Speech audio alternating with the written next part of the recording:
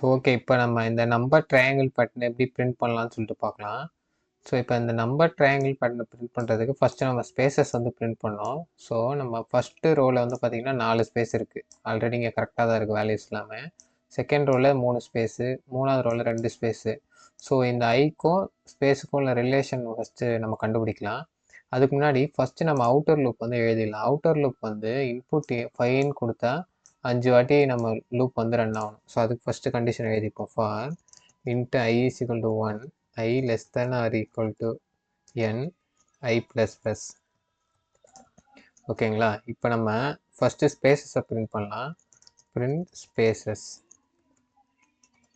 Okay, இந்த spaces print பண்ணுறதுக்கு தான் நம்ம இந்த கண்டிஷன் பார்த்தோம். ஸ்பேஸும் ஐயும் வந்து பார்த்தீங்கன்னா n-i அந்த கண்டிஷனில் வந்து இருக்குது. For example for int j equal to 1 j less than or equal to n-i. நம்ம இங்கே ஆல்ரெடி பார்த்த மாதிரி தான். ஸோ இங்கே நான் போடுறேன் பாருங்கள். இப்போ நம்ம ஸ்பேஸ் வந்து 4ஆக இருக்குது. நம்ம n வந்து 5, n-i equal to 4. 5 - 1 is equal to 4. So இந்த செகண்ட்லேயே பாருங்கள் 5 - 2 ஈக்குவல் டு 3. ஸோ அதனால் n-i j less than or equal to n-iன்னு கொடுத்துக்கிறோம். j plus plus.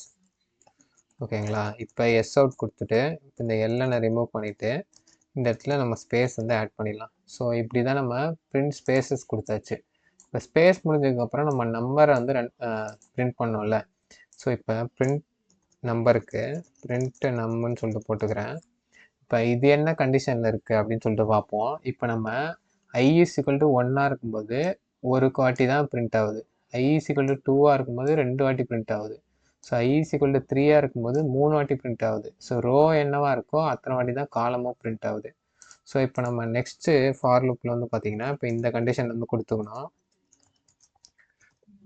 Into j equal to 1 j less than or equal to i j plus plus. ஏன்னா i எத்தனை வாட்டி போதோ அத்தனை வாட்டி தான் ஜேவும் வந்து பிரிண்ட் ஆகுது.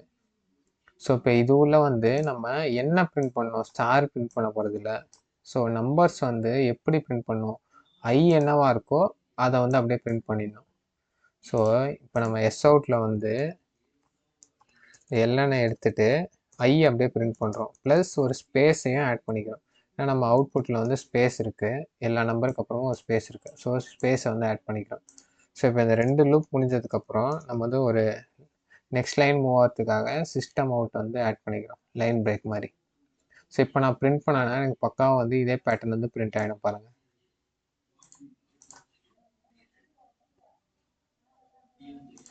ஸோ இப்போ ஃபைன் கொடுக்குறேன். பார்த்தீங்கன்னா பக்காவாக வந்து நம்ம நம்பர் ட்ரையாங்கிள் பேட்டர்ன் வந்து பிரிண்ட் ஆயிடுச்சு.